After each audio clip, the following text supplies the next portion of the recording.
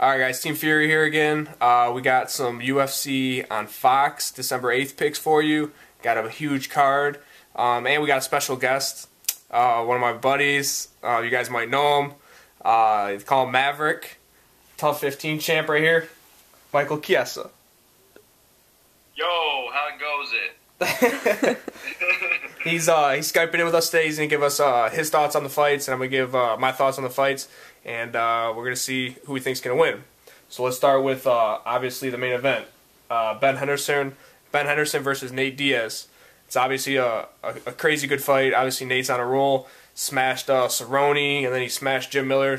Two tough guys. And then you got Ben Henderson, who just got off those crazy fights with Frankie Edgar. Ben's on a roll. They're both on a roll, so momentum's a key component in this one. But they're both got momentum going. So I would see I see Nate coming out tough, but I see Ben weathering the storm. I think Ben's a little more athletic. I think Ben is gonna obviously get some takedowns. Ben's really hard to submit, as you've seen in his past fights when he fought like Cerrone and stuff like that. So I don't really see Nate submitting him too much, and I see them banging a little bit on the feet. But in the end, I see Ben pulling out from positions. I see him pulling out a decision. So I'm going to have to go with Ben Henderson, decision, in a great, entertaining fight, 5 rounds. What about Chiesa? This is a very tough matchup. I think these guys are pretty even, but I'm going to have to disagree with you and go with Nate Diaz. In the last Benson-Henderson-Frankie Edgar fight, I actually had it scored that Frankie won it. Frankie did really well with his boxing, and I think that Nate, with his length, is going to give Ben a lot of problems. And, as far as the ground game goes, I think it's pretty even. Nate has a very good offensive game. And, Ben's a very hard guy to submit. But I think it's going to boil down to boxing, and I think Nate's going to beat him by decision. Okay. What about, you think about that forward pressure? You think Ben's going to be able to take him down pretty easy because Nate comes forward a lot, or? Yes, I do, but I think that Nate's going to be able to create some good scrambles and get back up. I think it's going to be a close fight. I think it'll be like a 48-47 decision. I could see Nate coming forward, and when Ben drops levels to shoot, Nate's pretty crafty. He's got some good sweeps, like off the high crotch, like the same one that Nick hit on BJ Penn. He can hit the switch. I think that he's going to be ready for the takedowns as well as ready for the kicks that Ben Henderson's going to bring to the table. And what about, last question, what do you think about cardio? I don't think these guys are going to have too much problem with cardio. They're both cardio freaks. Do you think anybody's going to outpace each other, or one guy's going to pull forward on the cardio? No, I think both guys are going to be very evenly matched on the cardio. I mean, both guys have never shown that chink in their armor. Both guys have always shown up in shape, and I think this one's going to take fight of the night just because of how high the pace is going to be. Okay, so Chiesa, a.k.a. Maverick, has got Nate Diaz by decision, and I'll take the champ, Ben Henderson. So the next fight is Rory McDonald versus BJ Penn. This is a really interesting fight, not only because of the style. Of course, both guys are great fighters. Obviously, BJ Penn, 2-time champ, different weight classes. Rory McDonald, probably one of the best up-and-coming fighters not only in the welterweight division, but in the whole UFC altogether. But obviously, because of the trash talk that they've been employing on each other. Obviously, if any of you guys are on Twitter, you've seen some of the comments that Rory started about BJ calling him overweight and stuff, and then BJ fired back about the back knee and back knee with the steroids. Back knee with the steroids. So with that all aside, it just makes it more of an interesting fight. But on paper, I really think that Rory's going to win this one. I think Rory's on his way up. I think BJ, has passed his prime. But the most dangerous thing about BJ is when he comes to fight and he's on, he's the best fighter out there. I could see BJ beating him up a little bit in the beginning. Some strikes, maybe getting some takedowns. Rory can't really take him down off the rip. But I think after a round and a half, going into like the late second, early third, I think Rory's going to pick up the pace and end up TKOing him, or getting a lopsided decision with the second and the third round. So my pick is Rory by TKO or decision. Sorry for all the BJ fans out there too. I know there's a lot of loyal BJ fans. My girl Gianna, she's one standing behind the camera right now, all mad at me. But yeah, on paper, I'm going to go with Rory. What about Chiesa? On the other side of the computer, another BJ Penn fan. Woo! I'm going to agree with you to a certain extent. I think BJ's going to come out really strong in round 1. I think he's going to really give him a good beating in round 1.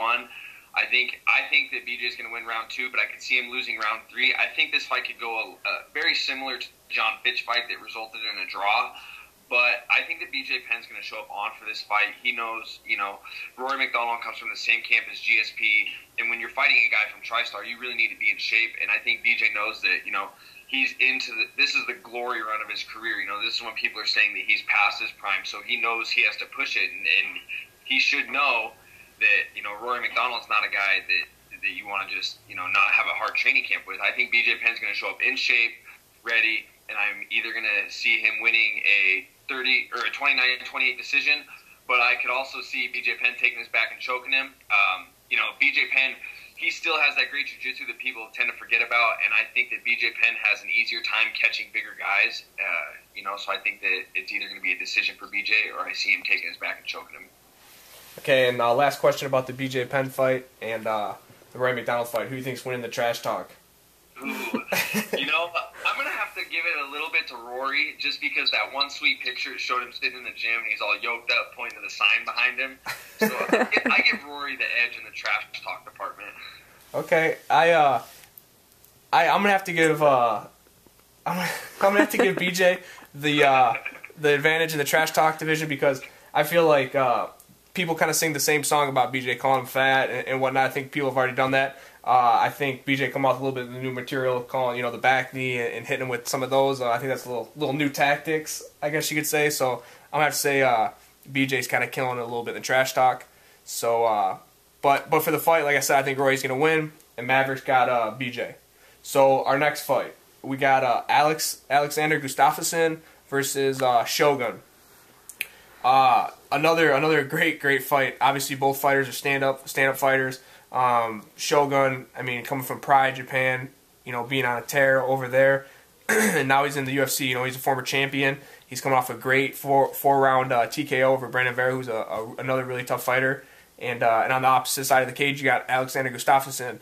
The guy's, got nasty footwork, nasty hands, got great judo, and he's beaten a lot of tough guys. And obviously, coming from Alliance, Gustafsson, I've seen him train, and I do know how nasty he is, and I've seen him train for this camp, and I'm gonna have to go with Gustafsson on this one. I think his footwork, and I think his hands.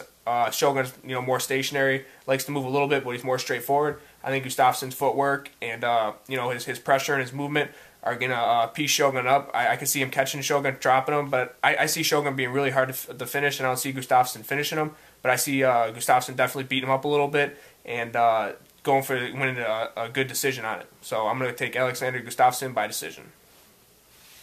What about Maverick? Before I get into my pick, I'm really glad that you corrected me because I've always said Gustafsson, so it's good to know it's Gustafsson.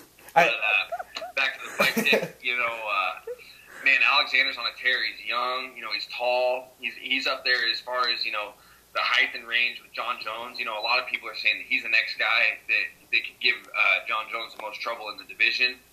But I got Shogun winning this fight. I think experience is going to play a big role in this fight. Like you said, Alexander has really good footwork. He's going to show up in shape. He's from a great camp.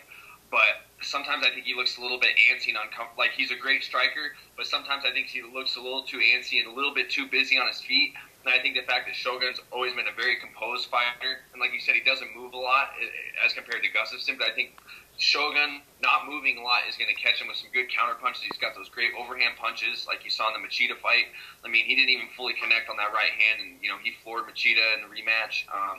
So I'm going to have to take Shogun on this. And another thing, too, is Shogun's got a very polished ground game. He's a Cristiano Marcelo black belt, and we all know how I feel about Cristiano Marcelo, but Shogun's got a great ground game, and I think that could play an X factor in this fight. Gustafsson's got those really long legs, and Shogun happens to be very good at leg locks, so I could also see, Shogun potentially, getting a leg, getting a limb, and finishing by submission. But I got Shogun winning by either knockout or submission. Definitely, and I think that's a good point you brought up. Obviously, because both these guys are such great strikers, it depends what they're both thinking. Do they think that it's going to be a striking battle, or maybe whoever gets to the ground and either gets that dominant position or gets that submission could come out on top of this fight. But right now, like I said, I see the footwork and stuff, and obviously Chiesa feels like Shogun's going to win that by TKO. So let's agree to disagree on that one.